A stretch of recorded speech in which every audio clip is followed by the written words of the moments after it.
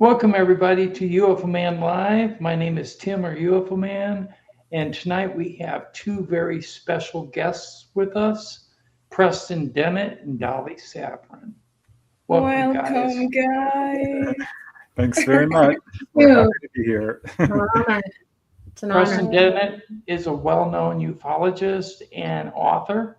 He's very prolific with his books. I will show those books in a little while, but he's got tons of books about UFOs, aliens, alien encounters, case stories. He also posts them on a regular basis on my Facebook group, UFO Man Reloaded, which he is an administrator of. So check out his content. All right, Dolly Safran, I know this about you. You are a totally awake abduction experiencer. You do not need regression to remember exactly what happened to you over the years. You have knowledge of the UFO experience and of alien contact and what the government is trying to pull over our eyes. And that's what we're going to get into tonight. So welcome. I appreciate you being here. Polly, you're a wonderful person. You're my investigative journalist. So please welcome Polly to the panel as well. Thank you, guys. Love you so much. Okay, the first question goes to Preston. Preston, I know you a little bit, but I don't know why or what made you become interested in the phenomenon itself originally. What caused you to lean toward the study of UFOs and the credibility behind them? Yeah, thanks, Tim. It was a series of synchronistic events that sent me on a pathway which I never in a million years thought I would be going down, because I did not believe in UFOs. In fact, I was sure that they were not real, and that people who thought they saw them were victims of imagination, mental illness, hoaxes, hallucinations, misperceptions. I truly believed that, and I thought I was right. I was wrong. I'm perfectly willing to admit that. And not only was I wrong, I was very wrong. So it kind of all rolled out for me on November 17, 1986, when Captain Kenju Torochi, God bless this man, went public with his sighting of a UFO over Alaska while piloting JAL Airlines, a commercial jet. There was crew on the plane, of course. They all saw this massive craft, which paced their aircraft for many miles. It was on radar. It was a great sighting. Of course, none of that was in the news report, really. They just kind of made fun of him, showed his picture and says, this pilot thinks he saw a UFO. And I remember staring at his picture thinking, wow, he must have lost his mind, because he's a professional pilot. What is he doing reporting a UFO? But it instantly brought me back almost 10 years to about 1978, when my older brother, Mark, I was probably 13 at the time, came running into the house. I'm guessing this is 1978. Said, I saw a UFO. We lived in the LA area, Topanga Canyon more specifically at that time. And I just didn't believe him. All I remember him saying was, it was very low. It was at treetop level. But now hearing this news report, I asked him about it, and he described this incredible sighting, very close up, of a metallic disc with colored lights on it, a dome on top, silent, very low, right above the telephone poles. And he and his two friends chased it down Reseda Boulevard. So I thought, wow, Mark, what are you telling me? And he says, listen, this is what I saw. Go ask Phil and Greg, his friends, and they will confirm my story. And so I did. And of course they did, and added new details. That's what sent the ball rolling. Or really, that I should say, that's what set the dominoes tumbling down, which the dominoes representing my belief system. Yes. Then I found out a lot of things. I found out that I had quite a few family members, friends, and coworkers who had really incredible encounters. Not just sightings, not anomalous lights at night, but metallic discs, missing time. Some saw, honest to God, extraterrestrials, grays, little blue beings. So this really upset me. I mean, it really upset me. So I started buying books to disprove it. And the books didn't disprove it, they proved it. So I started to, it was like falling into a quicksand pit, is what it felt like to me, because I couldn't get out of this. And I found MUFON within a year or so, joined them, became a field investigator, started interviewing people personally. And I doubled down with that and ended up interviewing anyone who thought they saw a UFO, even if it was just a little light at night for a few seconds. I wanted to know. And after doing that for about 10 years and writing articles, in 1996, I put up my first book, UFO Healings, and really haven't looked back. I've been doing this for almost 40 years now. Wow. Yeah, it's crazy. Polly. That's amazing because I think we actually can see the generational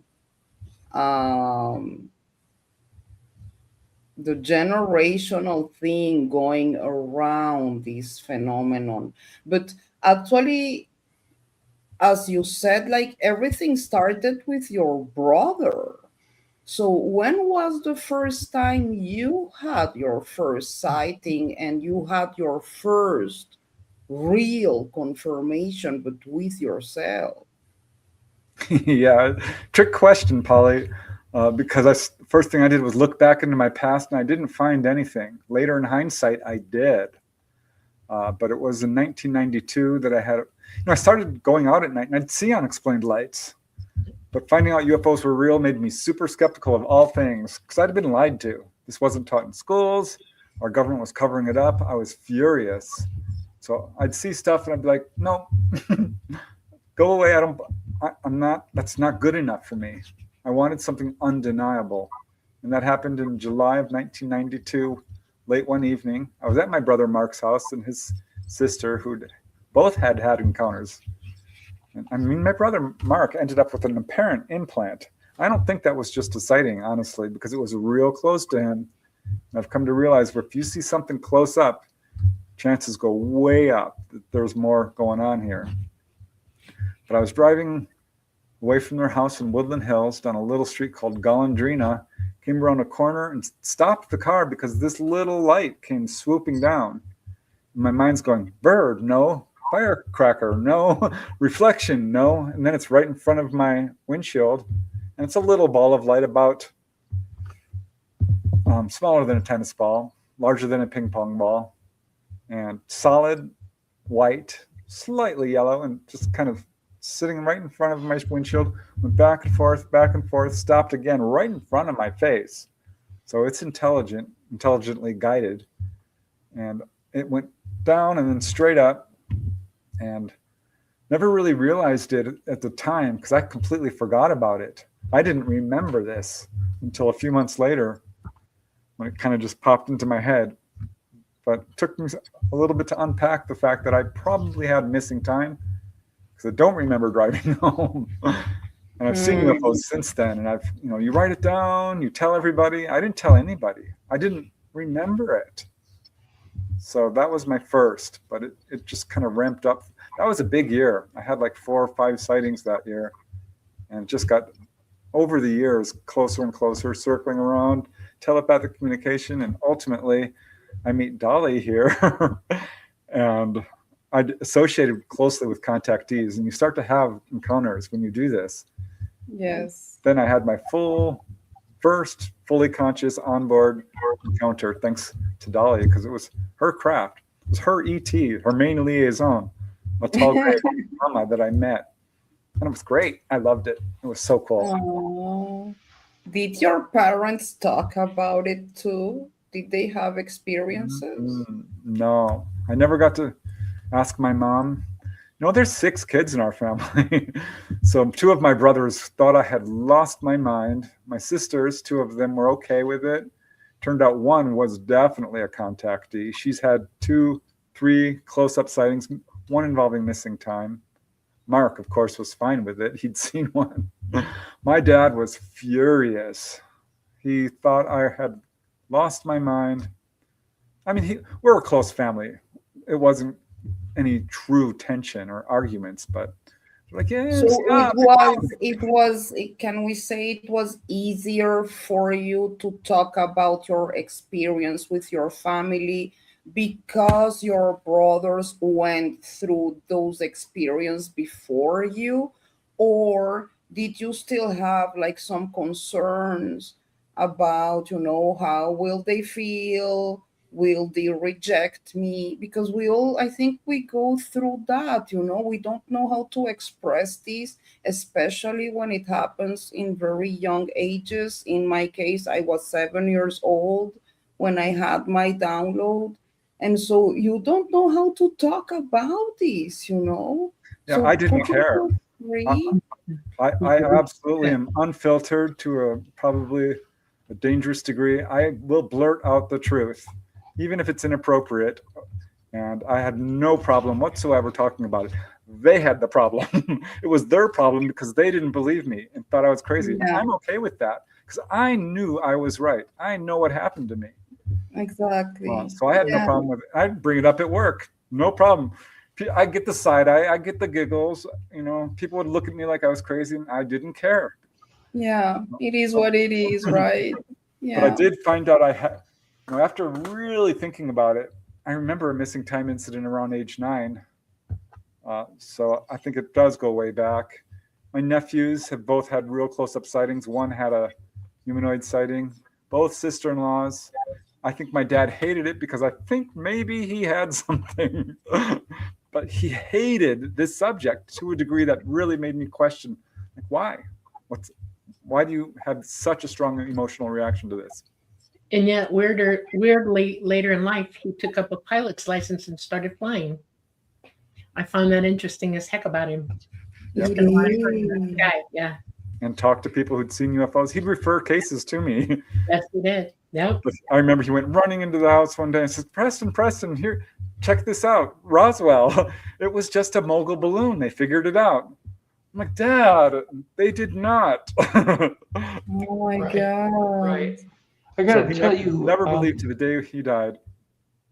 My family was close, just like yours, Preston. And I did ask my mother because I had seen a couple things when I was very, very young. And I asked her about it. And she said, Timothy, I saw a silver disc above our house in Calumet City, Indiana, back in 1969. And it was clear as day, just below the clouds. Wow. So when I found that out from her, then I started asking other people in my family, like my brother. I have one brother and 3 sisters. All of them have had encounters. Wow. Yeah, we've seen red lights dancing in the trees of the woods near our farm. Multicolored lights in a ball dancing above the pasture. Don't know what they are, and then all of a sudden they disappear. So there's been a lot of things. One thing Polly and I share is when I was 4, I saw what looked like a giant tarantula in my sister's bedroom in broad daylight. It was about 3.5 feet tall by 4.5 feet wide. I could see the hairs on its legs. I could see its pincers in front. I could see its eyes. Scared me so much. I was about 4.5 years old. I ran back into my bedroom and I screamed for my parents, and they come up and they said, "What's wrong?" I said, "There's a giant spider inside that doorway." And they took me to the doorway, and there was no spider. It had disappeared. Now, I checked. I said that to Polly. And Polly, what did you say to me? Well, I had also an experience with a tarantula when I was 6 years old, but I was sleeping and something woke me up. Something told me, you need to wake up, you need to wake up. And that's where I was sitting on my bed suddenly and I saw like a giant tarantula the size of a beetle car taking or grabbing my sister from her bed. And I think that was the first time I experienced like this paralyzing feeling where you cannot move or scream or nothing. Like I could not breathe till it suddenly disappeared. But you know, I really don't have an explanation. Well, just to say the confirmation that we got, me and Polly, um, we had interviewed Daryl Sims, and Daryl Sims claimed that he and his wife were sitting down for some coffee after dinner in the living room, and one corner of the living room was quite dark. And they said they saw a giant tarantula come out of that dark corner approaching them. And when they really paid attention to it, it just kind of faded. It was gone. So I was wondering if either of you, Dolly or you, Preston, know anything about the giant tarantula phenomena. No, as a matter of fact, I unfortunately, you'll gross out when I tell you this. When I was 2 years old, I used to eat spiders. Oh my God, don't say that, Dolly. My I mother had my mother can't. had a bloody heart attack. I would just sit in the window and don't chew them up. She grossed out. Um, yeah, I'm Well, not. that's a lot of vitamins, I guess. They're tasty. Vitamins. I don't know. It's a weird habit as a small child. I just eat bugs, Oh and my I'm God. really not afraid of them. And if one that big came, I'd probably get a stick and have it. Don't think about roasting it. I don't know. I've never heard of them. I'd have to. I'm intrigued by this, so I'm probably going to do some investigating on this my side of it. So Yeah, I've I, never had I, that. I've never had that, but I have heard of that about a half dozen times yeah. with other have people. you? Oh yeah, 100%. People seeing giant spiders, and they're not really there, or they disappear, I should say. They're, people Yes, it describe them in great disappeared. detail. Like the way it appeared, it just let me look. The way it kind of was grabbing my sister. I remember I could not scream or move. I was completely paralyzed, and it suddenly disappeared. But we don't hear very much about insectoids other than the mantis Yeah, in. mantids aren't really insectoids. They resemble them in their body shape, but they're flesh and bone like we are. They Yes, don't have yes. exoskeletons or hairs on them. Um, I would posit, and this is only because I'm a nurse and I have a background in psychology. I'm minored in psychology. And when you say that you were paralyzed, you couldn't react to it, that you had a very lucid waking dream. And, Yes, and that's what happened. That happens to people from time to time. And a yes, spider is a general theme among humanity. People are afraid of them, and they associate them with, what do I put this? Halloween and things like that, horror, terror. And so I yeah. would go back and question what I was looking at.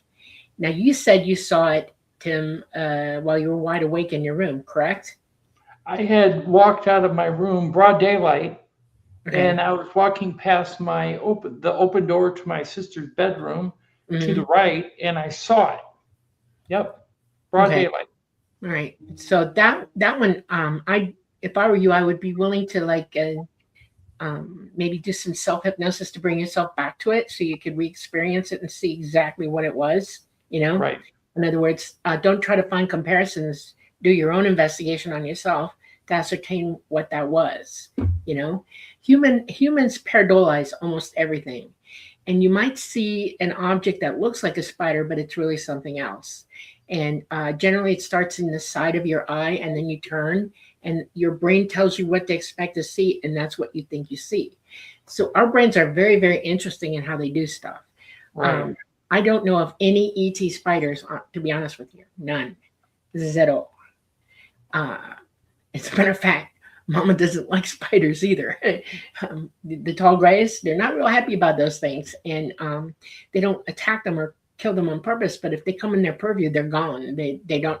You don't see one on ship ever. They don't like spiders at all. They bite. They can cause terrible, injury to your body and stuff like that. So, Right.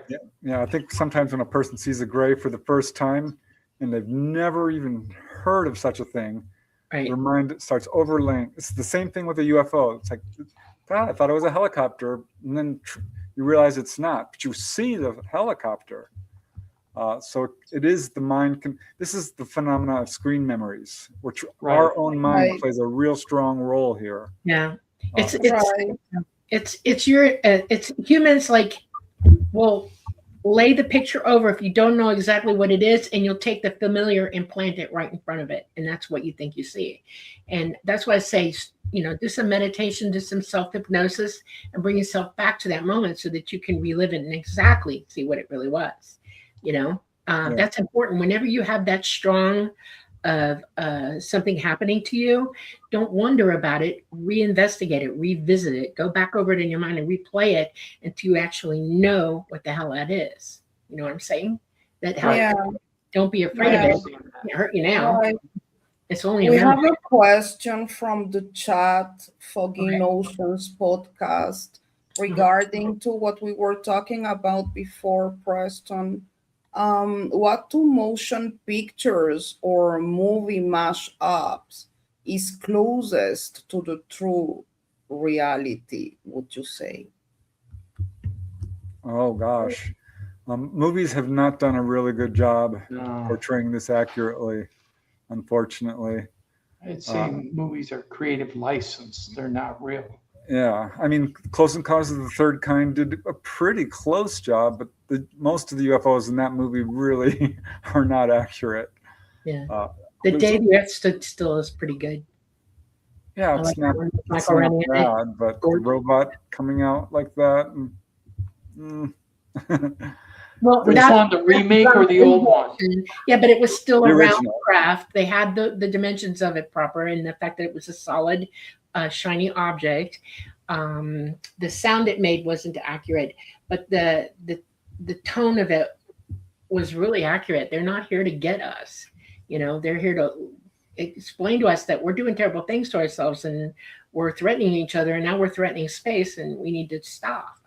And I think we can even touch the Disclosure Day movie that was just released by Steven Spielberg. That was very interesting too. Yeah, but that was before we pretty go close. there, yeah, I believe too. I totally felt that movie more from the experiencer side.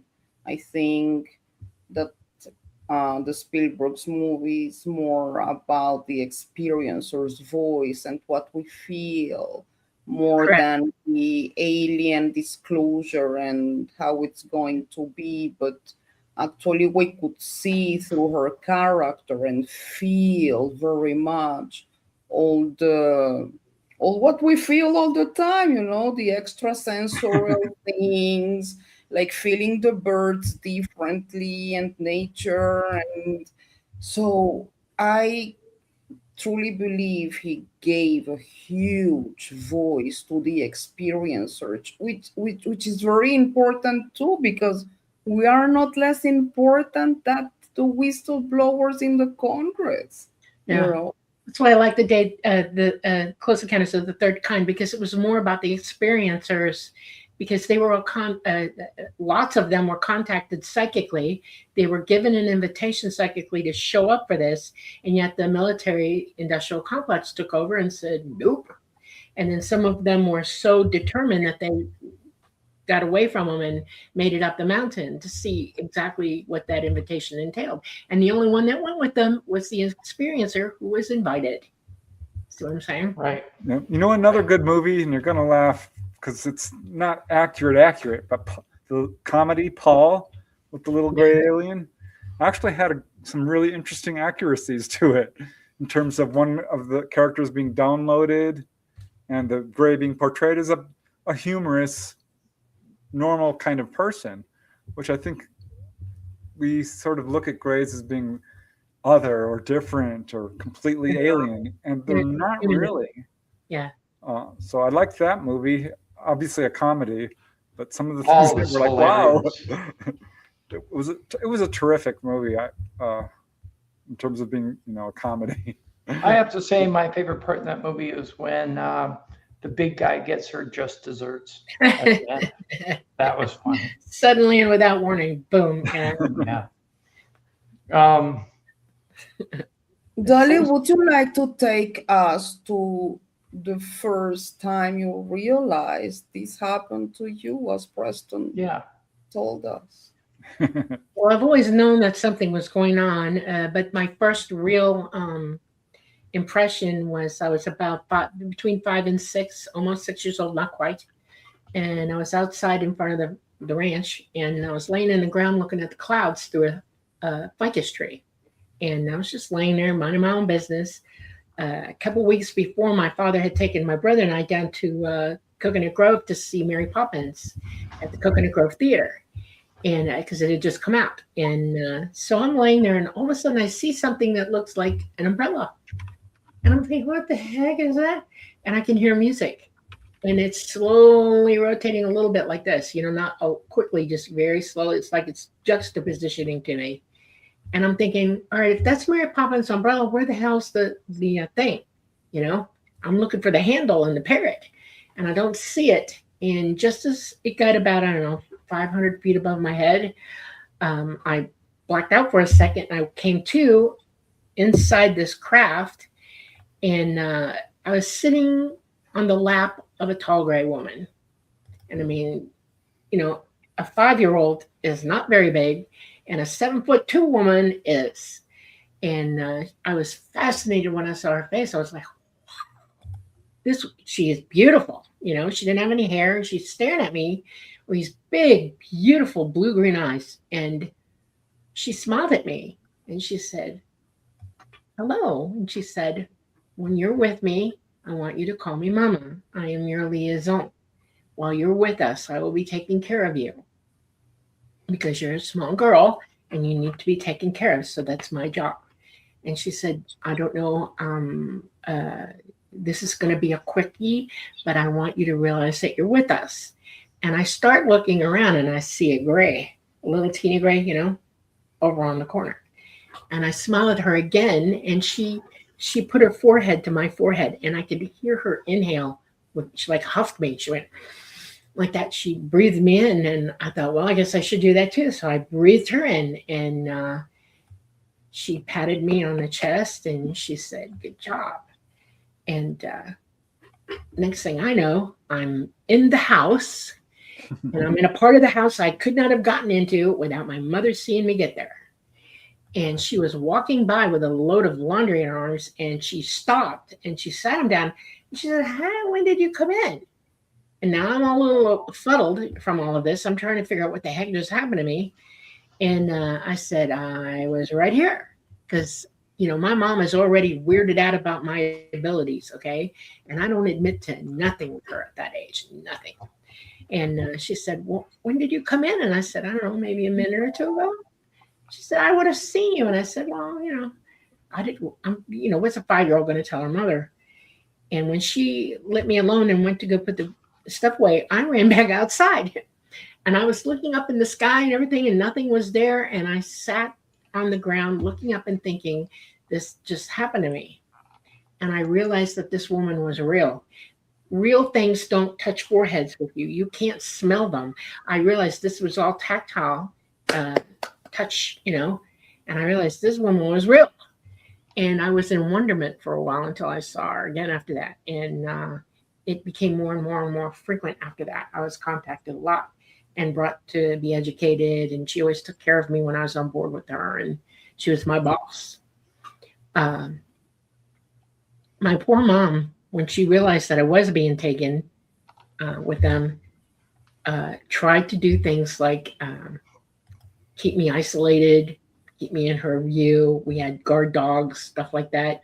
You know, somebody tried to pick me up when I was young, and we ended up with real guard dogs. You know, my dog was a retired police officer dog, and her name was Heidi, and she went with me even on board. They used to just bring us both.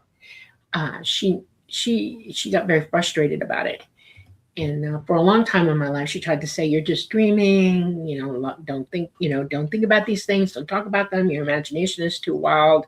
You know, she was constantly trying to gaslight me into forgetting or letting go of it. It never happened, ever. I always knew I was something, and by the time I was 14, I decided to prove one way or the other: either I'm stark crazy and I need help, or this is just all one big thing. And I have an eidetic memory, and yet I had lapses, and I couldn't explain them. You know, I mean, when I was lucid, and when the memory wasn't there, it wasn't there. And so I set out to prove it. When I was 14, I was determined, and I did. And it was quite the day. And I saw them in the middle of the night. They came down over our property. I saw them come out of come down from this, way up in space and come down. I saw them come over our house. I saw my room light up in blue white light, and I saw the energy ribbon come down through the roof, and the two grays came down for me, and they brought me back up on that energy ribbon up into the craft. And it was weird because when I got in, he pushed me in from the ribbon, okay, and I landed on my keister. And I'm looking up, and Mama's sitting on the floor right there next to me. I'm thinking, why is she on the floor? And then I look up, and the ceiling's kind of low, and I'm thinking, have I been on this one? And they got us to another craft where they brought us out, and they brought us onto the bigger craft, which is Talata, my craft now. And it took me a while that day. I mean, I puked all over myself because the energy ribbon was quite strong that day. They meant to get me out pretty quick, and apparently it was, an ordeal for my poor little body to take it that day. I don't know, maybe I was sick or something. I don't know. And so I had to get over that. They had to change my clothes because I puked all over myself, and they put me through an energy bath. And then I realized that Talata was talking to me after Mama. She was so proud of me for remembering. She says, "You know who we are, right?" And I said, "Yes." And then Talata showed up. "Hey, kiddo, how you doing? Proud of you." And I thought, oh my God, I know what this is. This is the craft. I'm talking to the craft. And that was a big day. I feel like I graduated. Honest to goodness, I feel like I graduated. And they offered me a job and said that if they asked me what I want to do in my life, and I said, I want to fly this. And they put me through some rigorous testing to see if I was going to be able to do it, and warned me that if one thing wasn't met, I would not fly. I had to meet all the requirements. And then when I did meet them, they sat me down, and it was a serious talk about what that meant for the rest of my life. And that's pretty much, this is big. Once you start doing something with somebody, like if you go in the military, you sign something, you swear allegiance to your country. Well, I had promised them that I would learn this, faithfully learn this, and be obedient to that, and honor who they are and what they are, and fly with them. And I realized at that moment in my life that I was living in perfect duality, because I was with them, and when I was home, I was here. And I had to get over that. It was a little hard because there were days where I just wanted to fly in. I had to stop myself from trying to do that. It's like, everybody show up. That was so loud. Are you still flying? No. When I said I was going to come out, we came up to a point where they were going to bug out anyway. All right. They are not here. They have not been here since 2022. They were gone mostly by August. And what you see in the skies now is only strictly back engineered stuff. And it's because our poles are changing, our electromagnetic, our magnetosphere, as well as the magnetic field lines on our Earth, are shifting and spiraling and doing weird things. And it causes them to crash, and they cannot stay here for that. Right. So they left. I had to make a decision. Either I was going to stay and do what I'm doing now with you guys, or go with them. I had met Preston by then, and the day he went up, the day they took was a birthday present for him, by the way. It was his birthday when he went.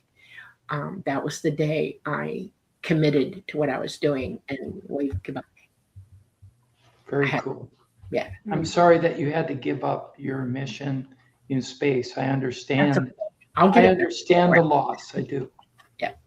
But Yeah. I am very thankful that you stayed, because your contribution to the community is huge. So thank you. You're welcome. It is my honor. This is my home. Okay, just like you guys, and Right. I love our people. I do. Right. And Well, that was actually my next question for you, kind of. okay. You had your own experiences and you were talking about it with your families. What made you take that step even further and start talking publicly about this and like go for the big thing? Because you know the stigma is still huge still today. I realized because of my father and what he was going through, the military industrial complex, that people were lying to y'all. Big lies, and why they were lying. I mean, I've known since a small child what was coming, and I thought it would get better. Honest to God, I thought it would get better. I thought, well, everybody's going to get together in this, and we're all going to prepare, and we're all going to get through this, and la la la la la. That did not happen. It infuriated me, to be honest with you. Okay, there's enough of the Valkyrie in me. I was infuriated. It's like, how dare you people who think that you can run us around and do with us as you will? I mean, we have real slave masters on this planet. We're still slaves here. Okay, Yes. whether you realize it or not. And how dare they? How, it's insane. It's completely insane to me that we're not given the opportunity to live our lives out as we want to. We have a right to know the truth. We have a right to prepare ourselves for whatever comes. People are deluded now, in full-on delusion, don't have a way to know anything true because they're being told so many lies. It's really hard to ferret out the truth from all of this. It's wrong. It's absolutely wrong. And I want you to understand something. I am not a guru. I am not a prophet. I am not nothing like that. Nothing like that.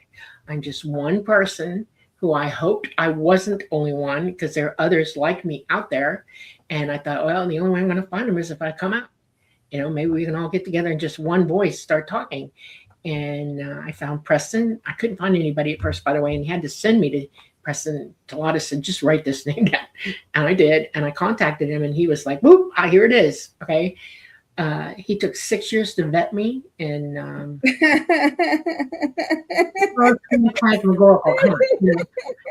I was afraid to talk to him half the time. It's like, if you knew what it's like in my mind, do I tell him this? Do I explain this to him? Am I going to come off as cracker crazy? I know. So he get at me sometimes. It's like, come on, I know you. And I'm like, okay, fine. And I had to give him proof. I had to give him full access to my entire life, which was for me to do. Because I spent my whole life keeping it away from everybody. It's like, why? And but it's a good thing that he knows. He's my witness. Yeah. I knew from the beginning her story was real, but it was definitely difficult for her. I could tell, because I'm so used to that with interviewing contactees who are very trepidatious, very wary, because they have been gaslit. It's been a very difficult journey for a lot of contactees. And I definitely saw that with Dolly. And it did take me a while to understand, and actually still does sometimes, to understand how extensive her encounters are. Because the average person who is a contactee might have perhaps a half dozen onboard encounters that they consciously recall. Many people will have just a one-off. Remember being on board and physically examined, and not much more than that. That's not what Dolly's story is about. She has a full-on, David Jacobs used the term secret life. And I think that's exact. Dolly talked about that. She's like, I've got 2 lives I'm leading here. And this is, I think, true for a lot of contactees. But with Dolly, it was towards the extreme end. There's only a few cases I've heard of that are quite as extensive as hers. I've certainly interviewed some people who are what I would call conscious contactees. There was a guy in Utah, Don Anderson. He woke up to his encounters around age 21. Earlier than most. Usually it's sort of midlife. There was another guy in England who kept having encounters to the point where he just moved past the fear and woke up and remembered being taken on board all the time. So I think this is happening to a lot of people, but they're just compartmentalizing and denying and don't want to deal with it. Yeah. I've also come to the realization about something. The military-industrial complexes have worked overtime to find us because they knew we existed. And I think that a lot of us have been taken out or taken over by them. And you know, in my lab, like MK Ultra, if you want to use that term, and that I'm extremely lucky, no kidding, that my dad was the kind of dad that was not going to let that happen to me, and that he had enough people on his side who helped watch over me, okay? Because they were going to get me. They had almost had me in their grips, and my dad got me out of it. And then we spent the rest of my young youth life and then into my adult life protecting me from this crap because they would make grabs for me. And I know they've done it to other contacts like me. It's breaking my heart because they're vehemently vicious about it. And now I'm starting to hear from people who have been MyLabbed. I know one in particular that I met when I was 5 years old in Homestead Air Force Base, and she's completely messed up because of it. That's sickening to me. That's terror. That's just, I can't even, there's 18,000 things I could say wrong about that. Who would do such a thing? That's pure evil on humanity. And I keep looking. I want to find others like me, but I'm starting to become a little heartbroken over the fact that I can actually say this to you, Dolly. One night I went to bed and I woke up the next morning and I had an itch on the middle of my chest. And I was itching it. And I looked at it in a mirror, and it was a raised welt that was round. And it had 5 puncture wounds and it was bleeding.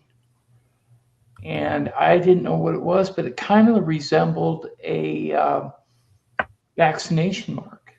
And it was right on my sternum, which is an odd place for a vaccination.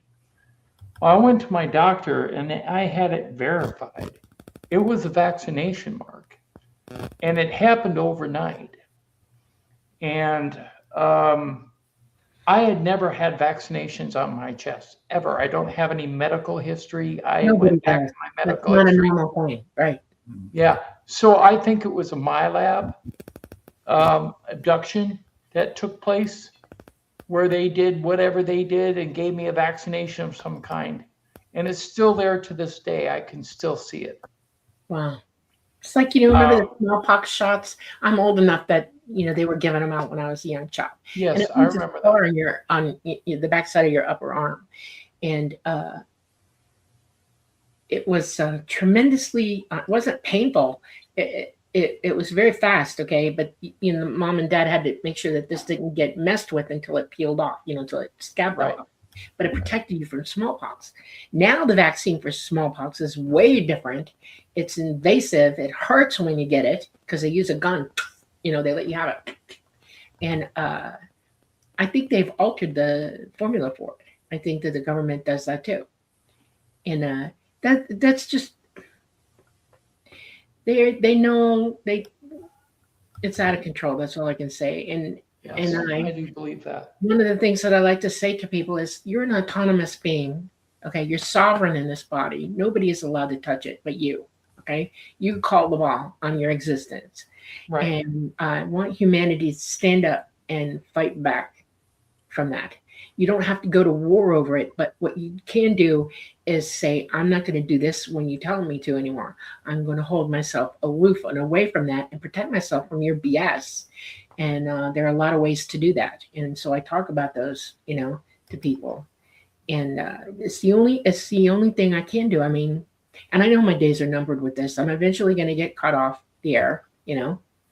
they'll eventually try something stupid. I mean, because once it's already starting to hit the fan, you know what I mean?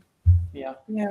And I think that everybody who's trying to push what we call disclosure through the contactee or abductee movement is they're trying to suppress us. right, yeah, Because we're the ones with the truth. right. Abductee comes from my lab. Contactee comes from ET. I try to make that distinction. They try to make everybody use the word abductee, which is Right. horrific, and that's what my labbing was all about, and still is to this day. Contactee ETs never hurt anybody. You go home, you're Right. better, you're healed a lot of times, and you learn things from them. You know, Right. they're very loving. People talk about it all the time. They're very caring, and yet because they're not here, the governments here now know they can get away with a lot more, and they're heavy hitting us with it. You know, it's like they know they're not here, and they're coming after us big time. That's Yeah, what well, they're- this is part of the whole disinformation campaign, which is very well funded, very carefully orchestrated, very much planned out. So we're dealing not only with a cover up of good evidence and good information, but they insert disinformation.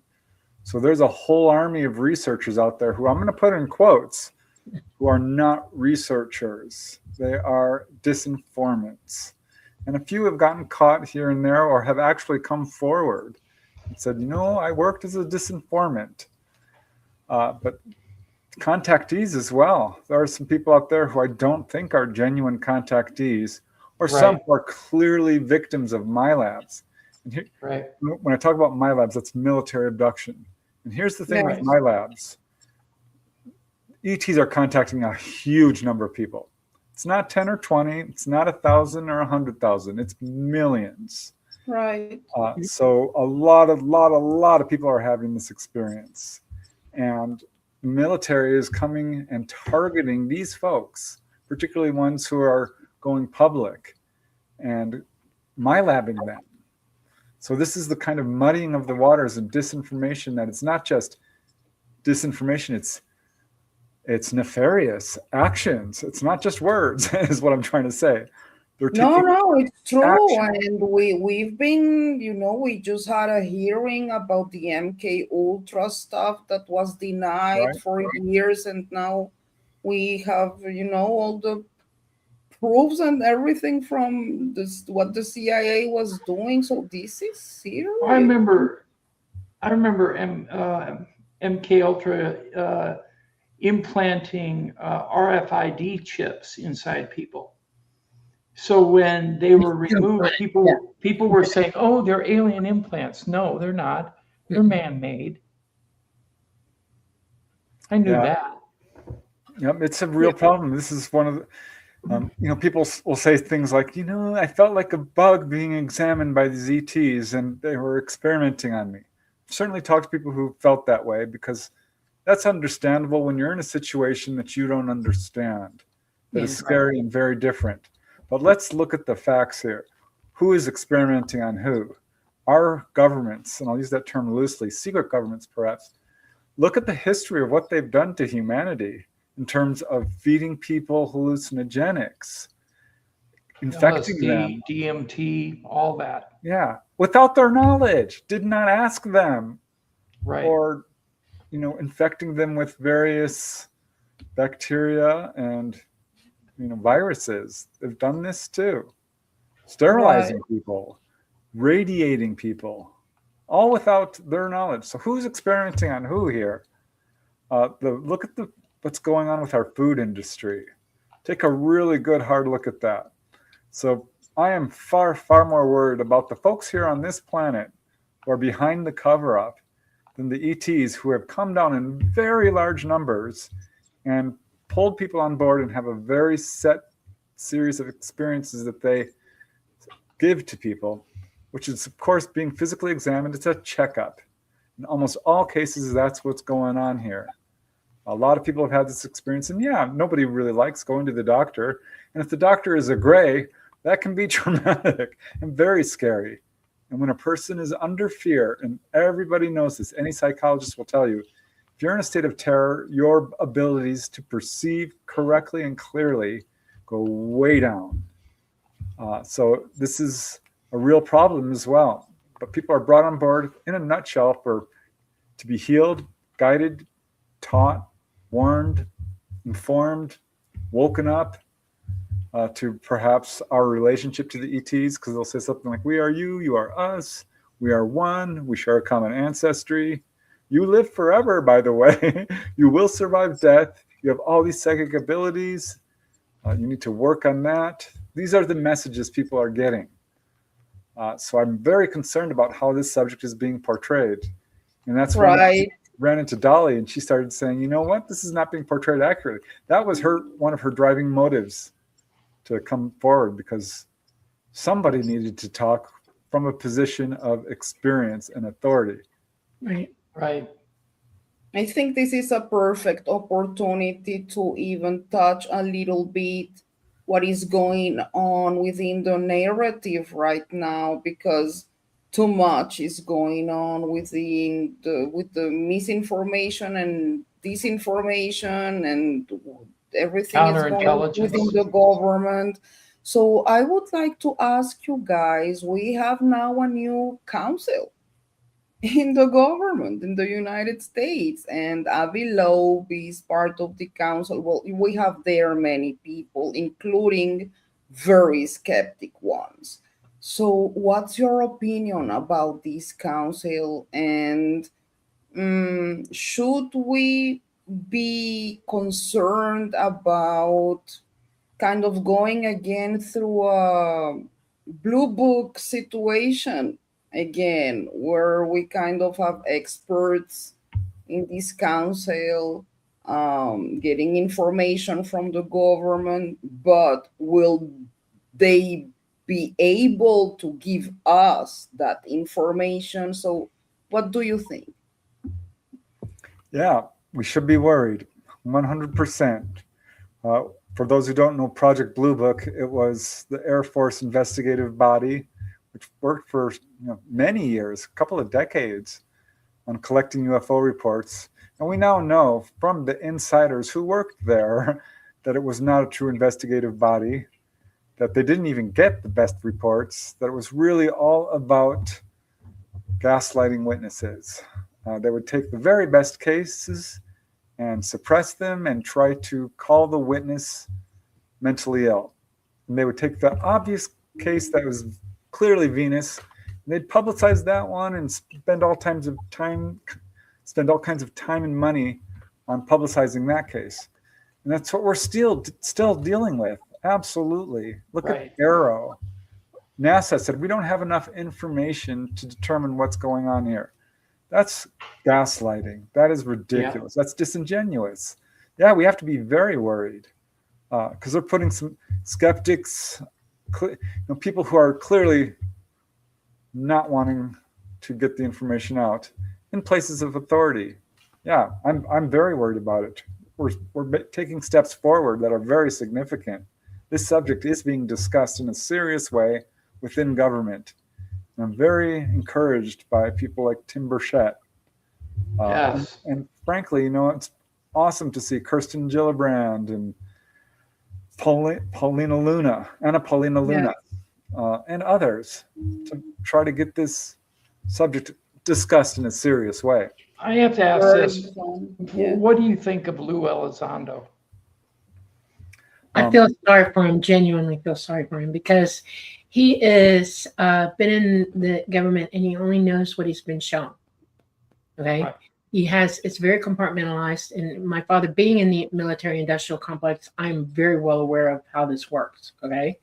Right. And lived it. He only knows what he knows. And so he was sanctioned to come out and give the information that he did. And then they turned on him.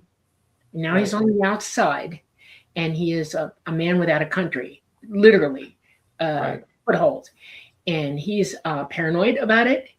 Don't blame him. He's still trying to figure out what the truth is. I wish I could have 10 minutes with him. Like I said, he is in a very, very precarious place right now. And he is trying so hard not to be destroyed by these people. You know, he has a family to protect. One of the things that the government, the military-industrial complex, is good at is threatening your family. Yes.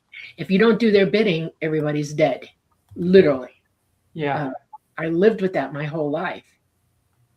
Like I said, I have nothing but I feel bad for him. I really do.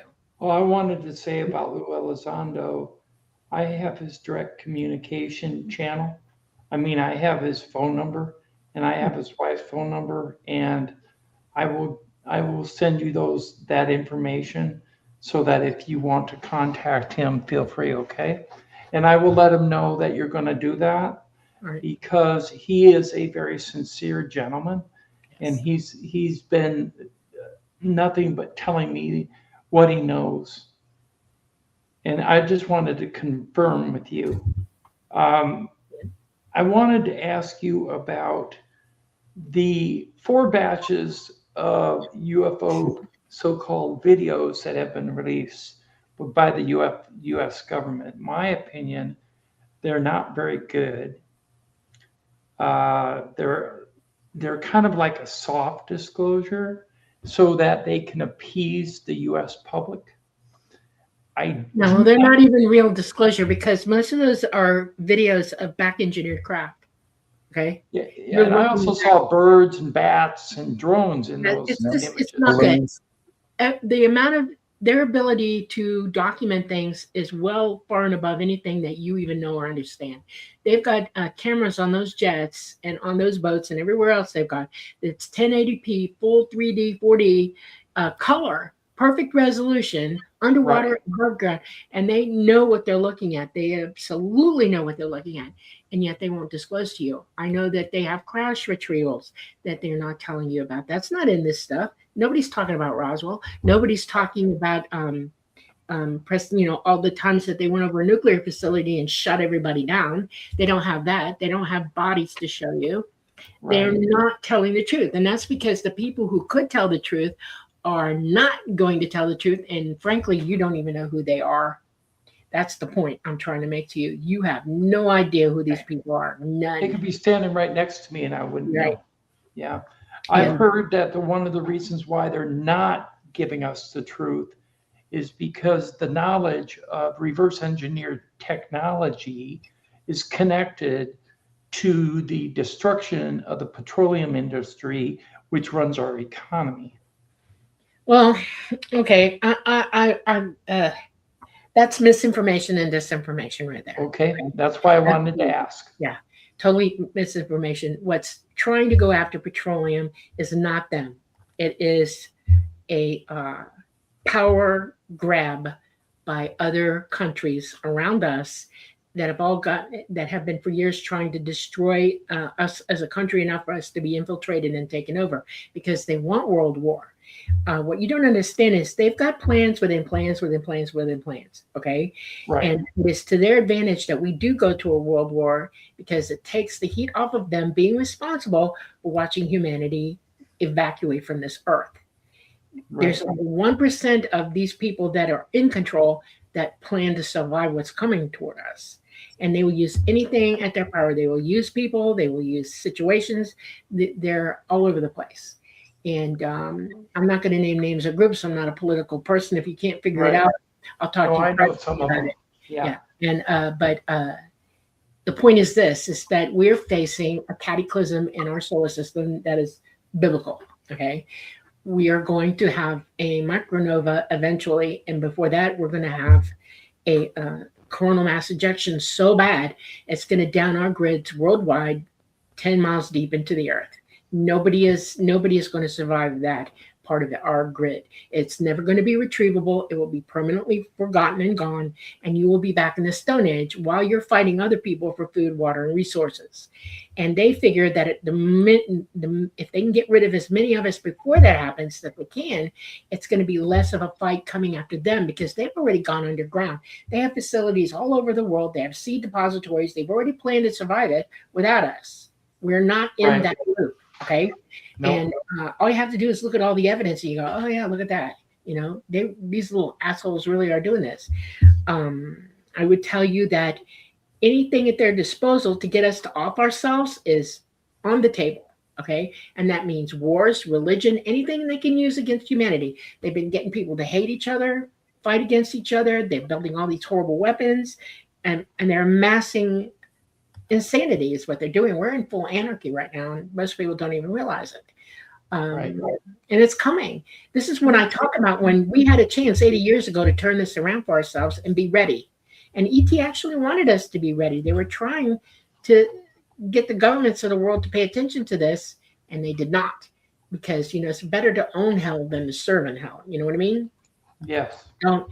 They want to be the bosses of this planet, and then their deluded, stupid minds think that they're going to survive it, and they're not.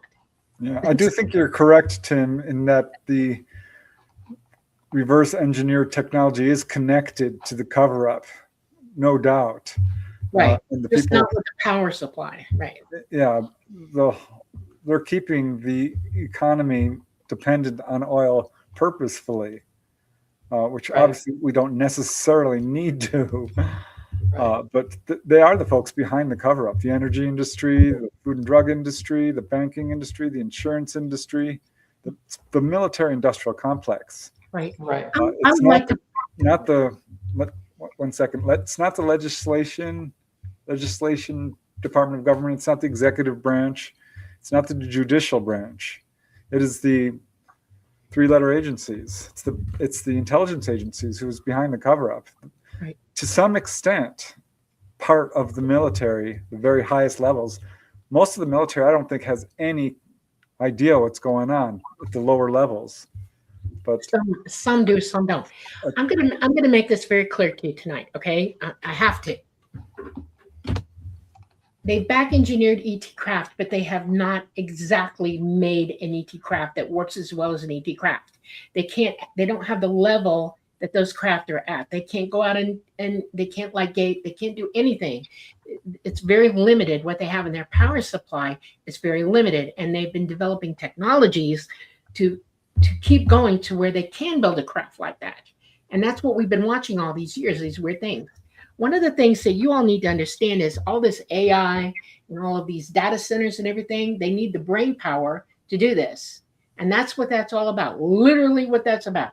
They're also developing other things that you don't know about, like there is an Office of Nuclear Energy, and it's called DOME, D-O-M-E. And it is the Rapid Development, Testing, and Demonstration of privately developed advanced nuclear reactors. In other words, they want nuclear reactors to get smaller and smaller and smaller, because they know on craft that there's a nuclear reactor on there and it's only about this big. Now, this is a picture of DOME. Can you see it? That's Yes. one of their DOME units. They have 7 of them. Wow.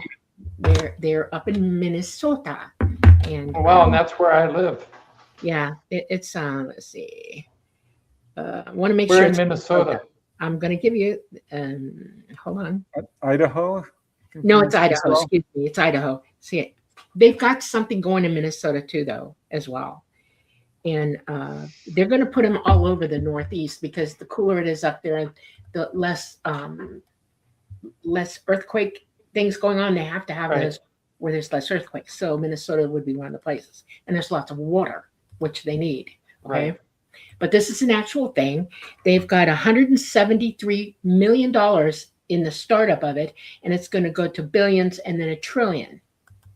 Now, I want you to understand that every technological advancement is toward building craft. Like all these chips they want to put in your brain, and they're developing the ability to be psychic with machinery, not with natural abilities. Right. And they're doing, they have wired everybody up. You're watched 24/7. They understand that consciousness is a big part of it. They're trying to develop consciousness techniques and things like that. But they're forcing the issue because they know it in a very short amount of time. They want to leave here and threaten ET to take them in. That's what they're about, literally about. If they got a gun like ET and they can do what ET does, they figure ET will take them in. No, they won't. That's a big, bad, stupid mistake on their part. And they need to consider the fact that if you destroy humanity to do something this bad, you are not worthy to even come anywhere near them, and they won't let you. But it's happening in front of everybody. Everything that happens to you technologically is aimed at building those crap for those people. And I want you to put that in your heads and leave it there, because that's what this is all about. That's why they will lie to you at any chance they can get. That's why they will start wars. That's why they're annihilating people. I mean, I'm around a long time, 68 years old, and I've watched Africa get decimated. They're decimating the Middle East. They're burning places down. They're doing all kinds of stuff, and they're doing it in the name of the technology that they're trying to develop to make those craft. Please. Question I got for you before you continue is, I was going to ask you about, well, now it just went out of my head. I'm sorry. But it was very important. It was, oh, yeah. Are they lying to us about the Galactic Federation? Yes, there's no such thing. It does not exist. Valiant Thor does not exist. I know that.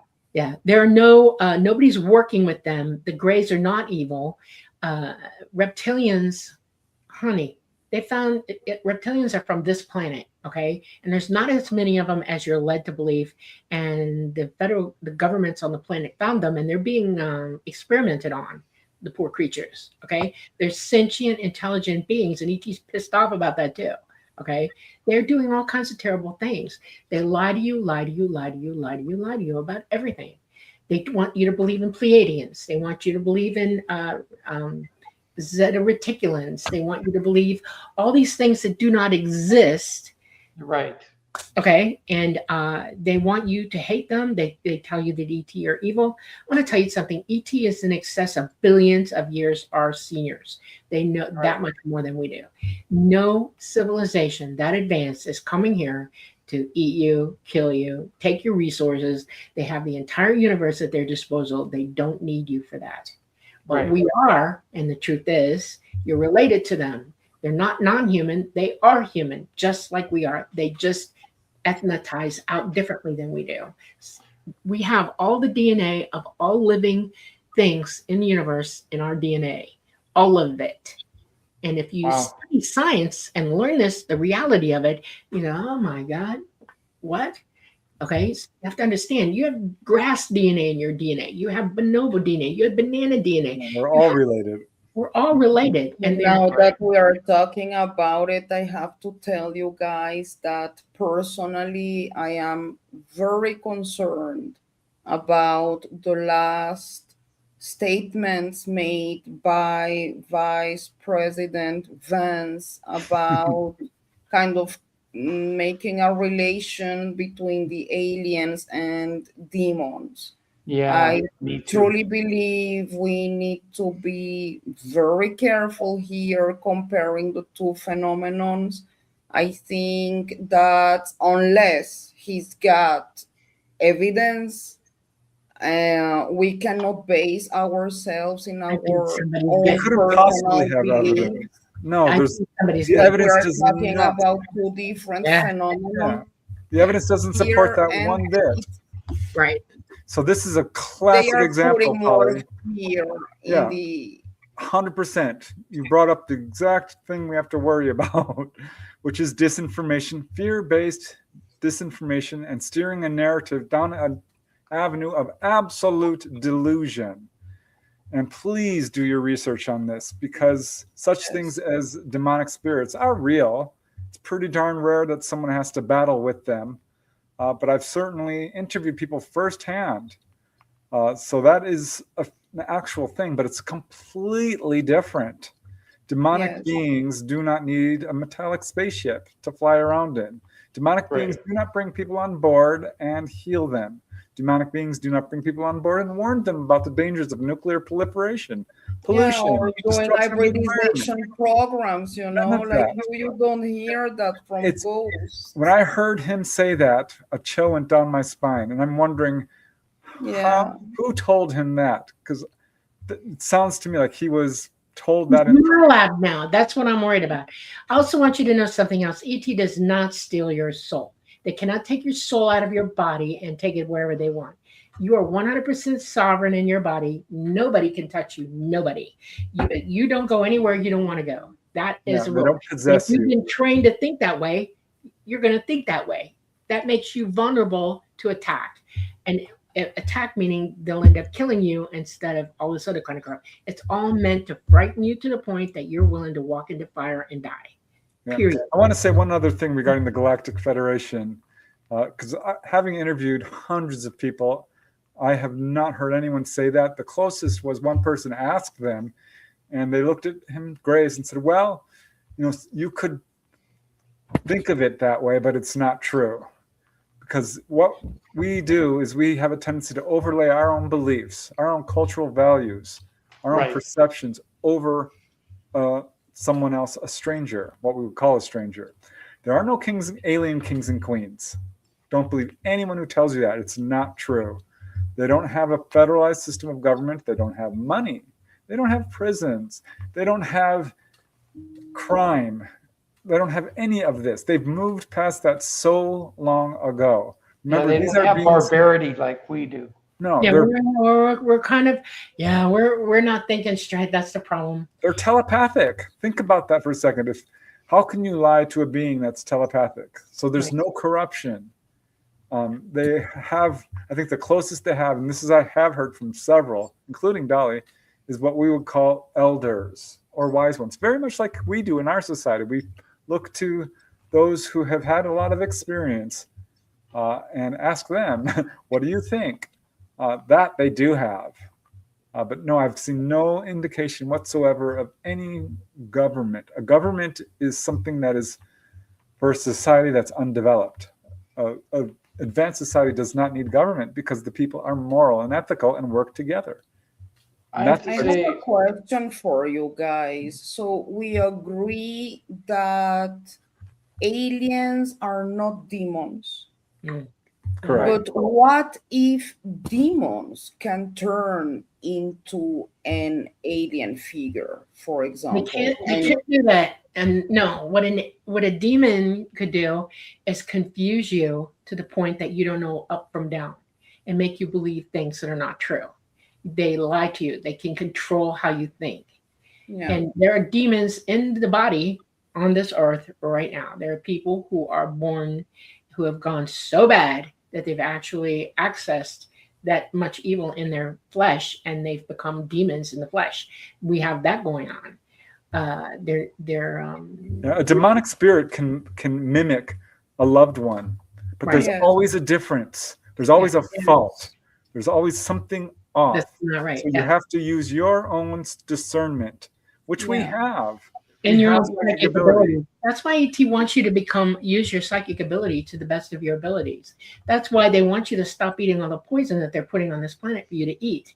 They want you to clean things up and turn off your doggone Wi-Fi at night so you can sleep peacefully and develop yourself during the night. Maybe OBE and things like that.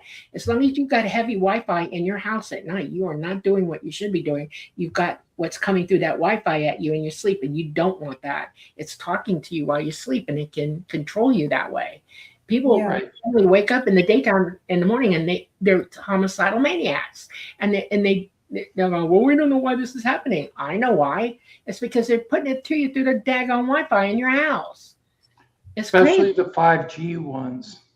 Well, that's all there is now. It's no more 4G. It's all 5G. It's crazy. Yeah, there's a scientist coming out. Even if we are saying that there is not a galactic federation, would you say there is some kind of deal between humans and aliens? No. Even from zero. Back then or something. There's no deal. You can't. I was told this, vehemently told this. When I was coming out, they briefed me for almost a year because they had to prepare me for what I was walking into. And one of the things that they made me completely understand, solid understanding is that we are the reason we're in this state, that we've created this mess, totally 100%. We have to drag ourselves out of it. We have to wake up. We have to amend ourselves and heal ourselves and fix ourselves. They can't do it for us. No parent babies a child all the way through to the day they die. Parents teach them in the way they should go, right? You get them up to where they could take care of themselves and learn from themselves. That's your job. And then afterwards, you pat them on the little tinies and go, be fruitful, multiply, do whatever you need to do in life. It's up to you now. And that's the point. It's up to us. They are our progenitors. They are our parents, and they are not going to save us from ourselves. We have to do it. We have to wise up. We have to become wise. We have to know all that is knowable and then proceed. And right now, we got a bunch of Jackie Yahoos running around here going, I'll kill you, that.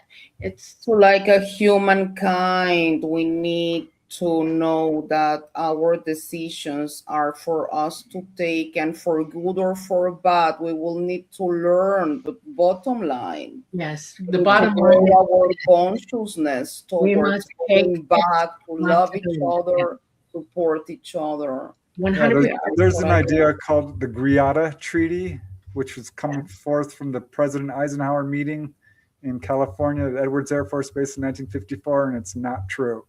I know it's not true. I talked to Laura Eisenhower, and she claimed that was a falsehood. Exactly. That is disinformation. The earliest mention I could find of it was from John Lear, who, if you track his stuff, is a little, I mean, God bless the man. I don't really like to put anyone down, but that information, I think, was flat up disinformation. ETs are not going to hand over technology to a government that weaponizes everything. Oh, I know. You don't give a lightsaber to a 2-year-old. Okay, no. You just don't. You don't hand knives to babies. You don't hand electrical equipment to a 4-year-old. This is insane at all. We are 100% responsible. We are responsible for ourselves and everything we do. Okay, everything. And if you don't learn to respect, assume responsibility for everything you say and do, and then act upon it, you are wasting everybody's time. Everybody. That's why ET often refers to humanity as empty bags of skin, because we're all air, we're blowing ourselves and puffing ourselves up, but there's no content in there. Because it's more important for us to act like idiots and fight one another and hate one another and tell each other lies all the time and not just be responsible, period. It's a moral imperative. Tell the truth, be responsible for what you say and do, and move forward with that. Learn all that you can. Yeah, and all this information, people have to do their own due diligence. Yeah, please go ahead, Preston. Go ahead. Yeah, I would urge people to consider the information that you're hearing tonight, but you have to check it yourself. Right. This is where a lot of people are going wrong. They're believing anything that they're hearing. Don't. Look into it. Do what you can to determine the truth. Yes. Right. That's very important. Yeah. By the way, the Anunnaki did not create this mess. The Sumerian tablets did not prove anything. As a matter of fact, the Sumerians were bitching about existence from the very beginning of their existence. There's credible as a 5-year-old complaining that he didn't get the ice cream he wanted. We have a tendency to lie. They lied. It's been lie. There are very few places on this earth left where you can find the truth about things. And where they are, they're already being shut down, blown up, destroyed, and everything else that you can think of. If you want to know the truth, go to Göbekli Tepe. Go tell them to open that sucker up and let you go in and look. There's a lot of truth there. Okay, go to the pyramids. There's no sign of any pharaoh putting anything on anything at Gaza, nothing. And yet that thing is a giant battery, and they won't admit it to you. It produces an enormous amount of power that you can use when it was there. And it is not 4,000 years old, 6,000 years old. It is 17,000 years old complete. That means even before that, they were working on it. There's the Egyptians did not build them, did they? No, they were built when there was water all over the place out there. That pyramid sat in a pool of water, and it had rods going down into it like a battery, and it had the right cells for it to produce battery. And it was all limestone on the outside, which is a good conductor, and they had a giant brass top, copper and brass top, that helps produce electricity. And it's because when ET would come and visit everybody, they needed that transmission of power to power their batteries up so that if they were here for a long time, they could get out. Okay? Because when they're down in the atmosphere with us, they don't run nuclear, they run on batteries. So they don't burn us up. That's a fact. So. That's very awesome. Yeah. It is. let's go down the panel, starting with Preston. And Preston, do you have what information would you like to impart to all of our viewers and the people watching online about what you think the future holds in regards to this phenomenon? Yeah, thank you for this opportunity because I really do want to give some people some information. We're living in a world that feels really topsy-turvy. But if you look through human history, it's never been that great to live here. I think we choose to come here to learn certain lessons that we cannot learn in the higher planes, which is our true home. People talk about astral projection and leaving their body and going to the heavenly realms. That's a bit of a misnomer. We're projecting down to here for a very short period of time to learn things, to hopefully improve the situation. And we've done well. We've improved life on Earth far better than it was throughout the past. But we're now in a situation that's incredibly divisive. It's filled with misinformation and disinformation and hatred and pollution and corruption and all of these things that are really overwhelming for us, and we feel powerless. You're not powerless. You have all the power of the universe within you. So it's very important each of us takes the opportunity to improve ourselves. Stop worrying about other people. Do what you can to improve yourself. That's the best thing you can do, is move past fear. Don't believe the lies. Find joy in every day. Allow love and truth to guide your actions. Yes, we may be facing an existential crisis, but you're going to be just fine. And in fact, it's good news because we're living in a world that's not sustainable. We're on a pathway towards self-destruction anyway. So we cannot continue this way. So Right. just allow love and truth to guide your actions. Remember you came here. Remember you're an eternal being. Move past fear. Do your best to develop your psychic abilities and enjoy the show because it's going to be awesome. Imagine a giant CME coming down and wiping out the electrical grid. Do you have water? Do you have food? Get some. But how nice it will be not to have to listen to the propaganda news. Yeah. Everyone won't be stuck on their cell phones. You can live again, have Right. clean air, and just think that ET's coming down and rescuing people because that's the message that contactees are getting.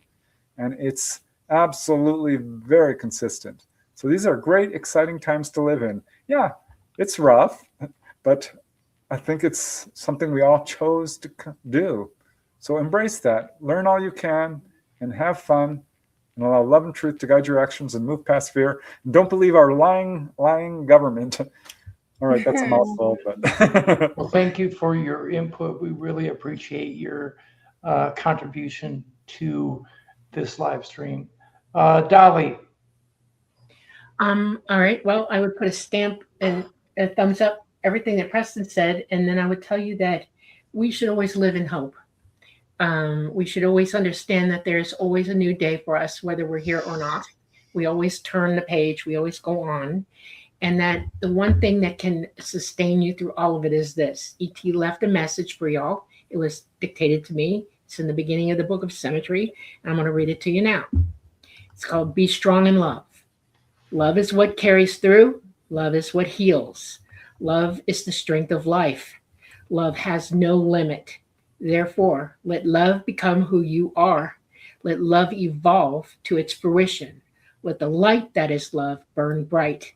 Let its wisdom guide you to higher understanding, and let its power move you to teach its power to others. Love. Be strong in love. If you do that, you're good. Amen for that. thank you. That's Thank you very much. beautiful. Yeah. Polly, I so agree. Like, I totally feel that, and the alien message that I got is really go back to feel as humankind, to love and support each other. Empathy is the key. And so the more we hold hands, we will make it as a humankind, loving and supporting, But We need to make that switch and understand our emotions and feelings again. So that's a beautiful message, Dolly. I love it very much. I think my last question for you guys would be, um, we had recently from the head of NASA also new statements. Never a straight answer, right? But kind of, he kind of said, like, well, we have pictures of things that we don't understand. Kind of, we did a little step forward there, but do you think we're going to see some kind of collaboration from NASA? No, no, they're never going to admit anything. Never. That statement that he made was a bald-faced lie. Okay, they know exactly what we're dealing with, and everybody else.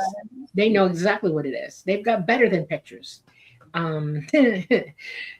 They have proof of a lot of things that I'm talking about to you.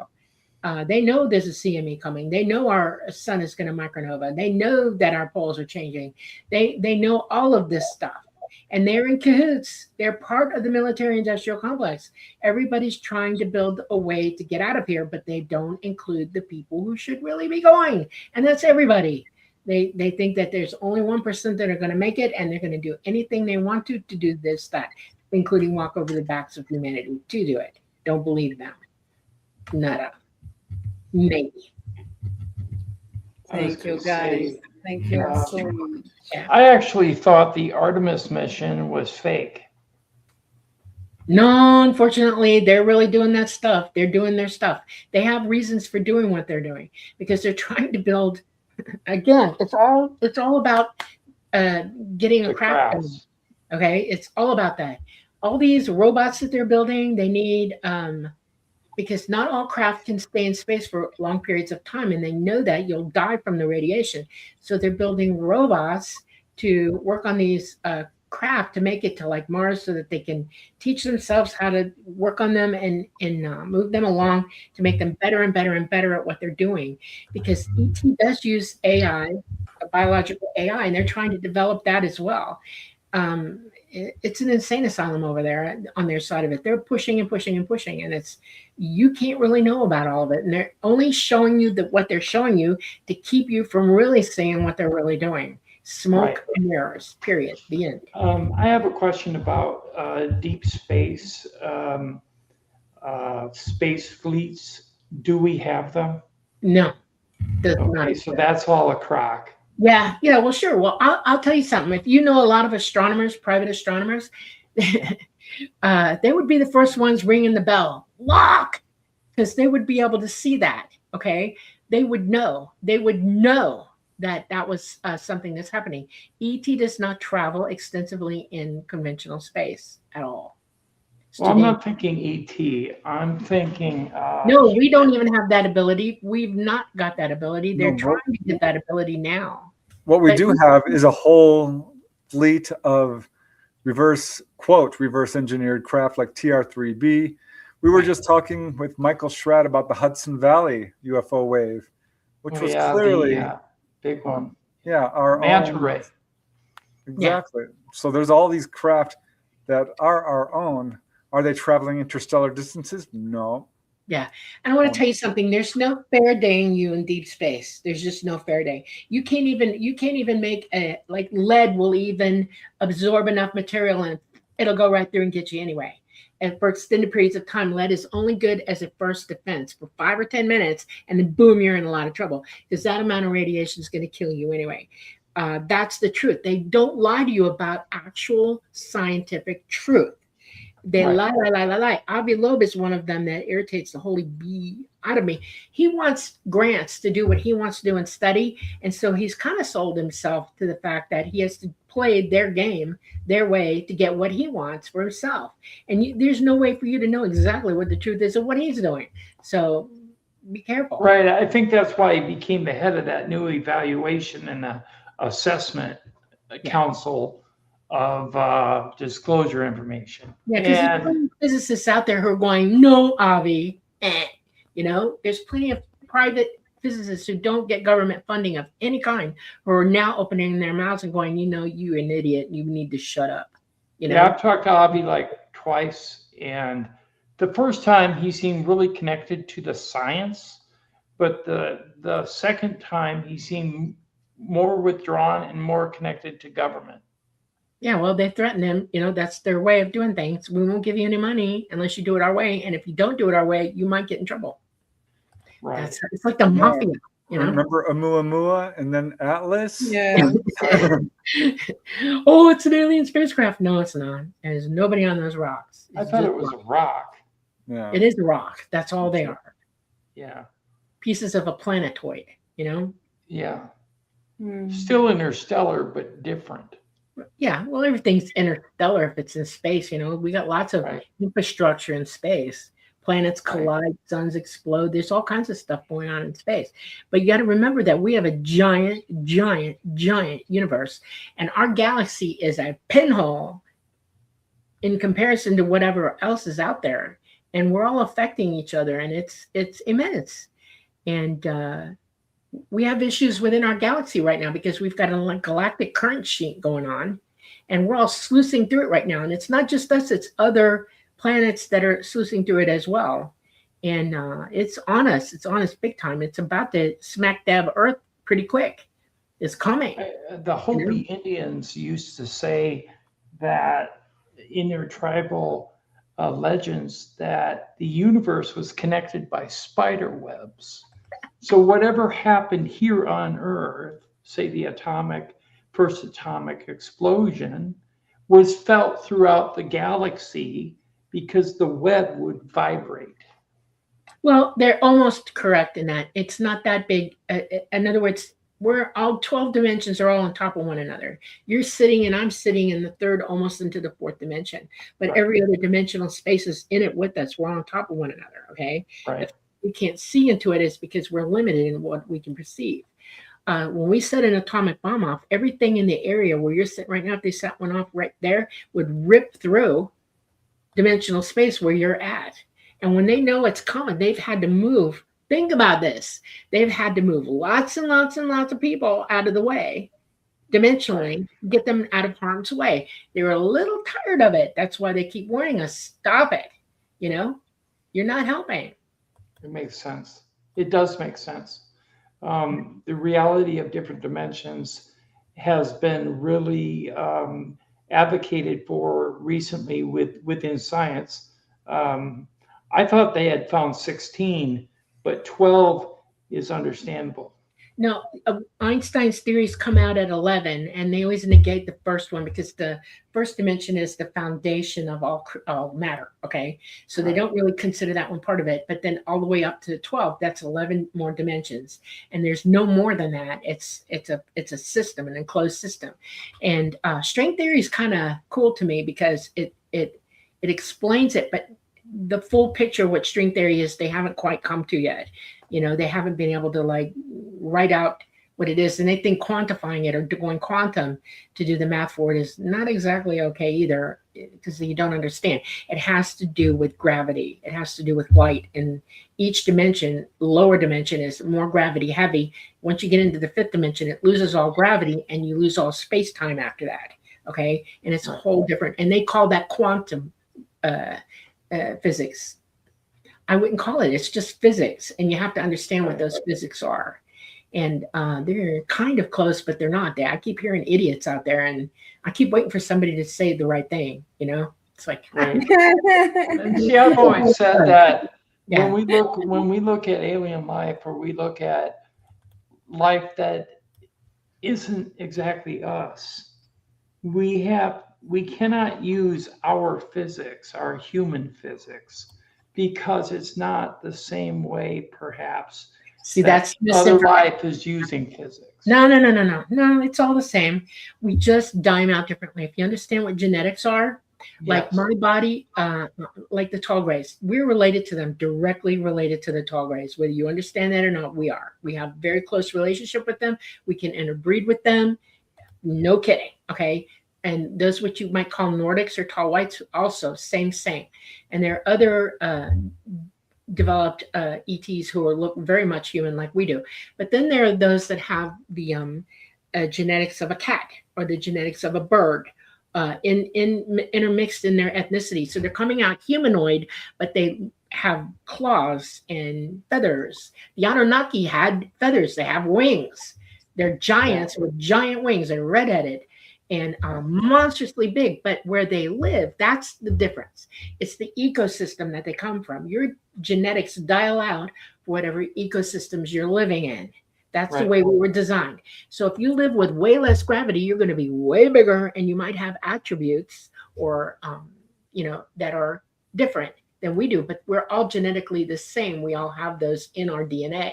They just dial out for the situation that you're in. We're in an enclosed ecosystem here, and we have diversity here too. I mean, never you doubt it. We're all different colors of wheat on this planet, and people don't understand when they say, "What do you mean by wheat?" Wheat has melanin. That's why wheat that's in the sunshine all the time. Some wheat's northern wheat, some wheat's southern wheat, some wheat's African wheat, and wherever they are topologically, have more melanin in them, so they're darker. Okay, to protect themselves from radiation in the sun. Right. Okay, so we change our color for the same bloody reason. Okay, our environment, the ecosystem that we're living in.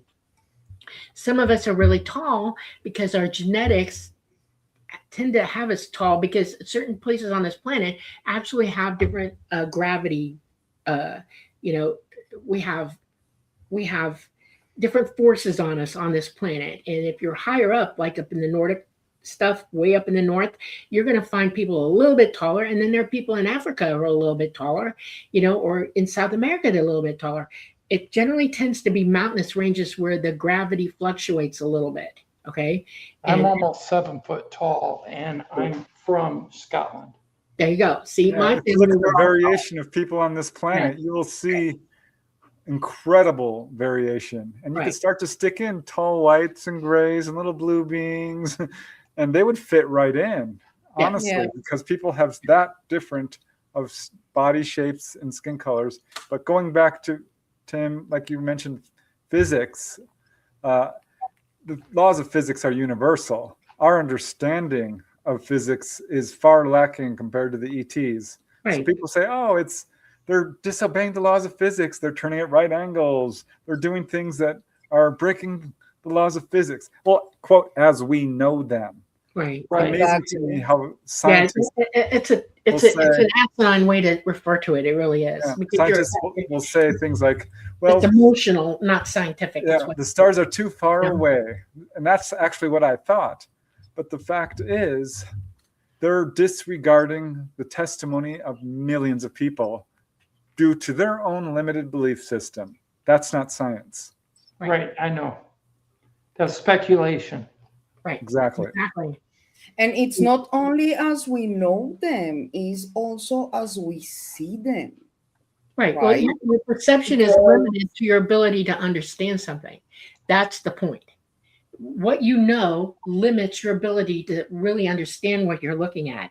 If you have a serious scientific background and you see something, you're a little bit more close to going, let me evaluate this right now while I'm looking at it. And you start taking notes in your head, or you write it down, and you start pulling it apart to see exactly what it is.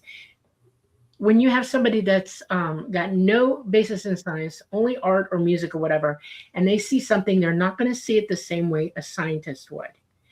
Observation is key to what you understand and what you know, the basis of your knowledge. Okay. And we got a planet full of people in different places educationally with that different understanding of things. And then on top of that, we have people who absolutely will tell you point blank that their religion is telling them that it can only be this way and no other way, and they won't go there. They won't evaluate anything in a scientific way because the Bible tells them not to do it, or the Quran tells them not to do it, or whatever. Yeah. No, and I wasn't even thinking about what you literally can see, because our eyes don't have some, we get to some specific range of colors, of everything. So if we could actually use our brains without the suppressed knowledge that we should have about our brains and how to use it. Yeah, we only Maybe have we could actually see the physics around us right, as right. it is, you know. Our human bodies can only hear a certain range of frequency and sound. Okay, and Exactly. our touch can only feel a certain range of frequency in touch. Our smell can only feel a certain range in pheromones and chemicals and stuff in smell. Our eyes can only see a certain range of frequency, color frequency as well. So Exactly. we're very limited to what we can do here. Now, science is supposed to help you overcome that a little bit, and they do. They realize that they're pushing the boundaries on the spectrum and starting to be able to get information. They've come a long way with that and indicating what they're looking at. They're doing better because there's more than one type of light, and it took them a while to figure that out. These are all things that we have to remember, that when you see, like, you can see a ghost, ghosts will show up, people see them, and your brain is like only limited to what you understand about what that is. Okay. A Bible thumping Christian will tell you that's a demon, because to be absent from the body is to only be with God to them. So there's no such thing as a spirit walking around. It's a demon. Right. And you beat that into a child's head over and over and over again for their whole life, and that's exactly what they're going to tell you. I didn't see anything but a demon today. And it's like, no, you're seeing all kinds of things. We have the ability, our psychic abilities, to see through dimensional space. Okay, you can see entities that are outside of this dimension living with you if you develop your abilities. That's why people say, well, I saw an angel today. Yeah, you might have. Your ability to let you do that, you did. Okay. I see ghost cats. Hmm. I know that's weird, but I'm seeing ghost animals. Yeah, I have a service dog that's passed away, and she's with me always. Always. She's not leaving me. She's waiting for me on the other side. And then we lost the cat not about almost a year ago now. And she was in the house. We could hear her afterwards and thumping around, doing stuff, playing with the water bowl. Ding, ding, ding, ding, ding. She'd think it. And Preston's like, oh, the cat. It's like, yeah, she's around, we're all in source together. Every living anything, we're all in source together. We're all the same thing. We're life, We're all connected. Yes. Yeah. Well, I want to thank both of you for a wonderful interview. It's probably the best interview I've had with Preston and with you, Dolly. And it's the first time with you, Dolly. So thank you for coming on the show. And you're very welcome. It's an honor. Thank you very much for having me. Really, we really would like to have you both back so we can get into more things. What do you want to say, Polly? I want to say that I can't love you more, guys. You are family. You are family. You are always in my heart. I can be more honored to have you with us, and the work that you are doing, and you are so brave, and your experience and your voice and your support and your love is so important for the whole UFO community. So know that we are blessed to have you. You're not just the UFO community, but the world. So thank you very much. Thank you very much. You are family to us as well. Okay, we're all family. Polly especially. I got a thing for Polly, just so you know. Well, I'm going to be in a especially one soon. You wait. There you go. Anyways, I want to say thank you to everyone who participated online, everybody who came and participated in chat. Thank you for being here, and we hope you'll be here next weekend. Next week on Wednesday, the 28th, we have an interview with Darcy Weir. We're going to be talking about Puerto Rican UFO encounters. Darcy's and Colombian UFO encounters. So we might get into other things as well. So please, hopefully you'll be there. And then on August 26th, we have Whitley Strieber returning to the channel. So hopefully we'll see you then. And in the meantime, maybe we can bring back Dolly and Preston. Yeah. So good night, guys, and Thank we'll see you next week. Right.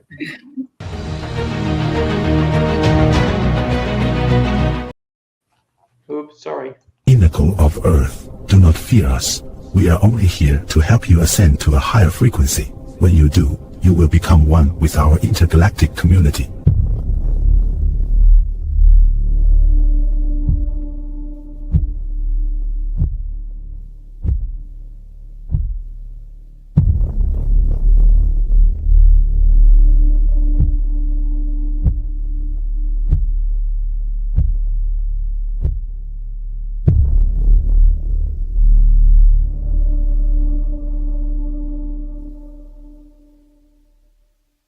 Looking for proof that we're not alone? Welcome to UFO Man Reloaded, your one stop for all your UFO needs. Hit subscribe and join the mission.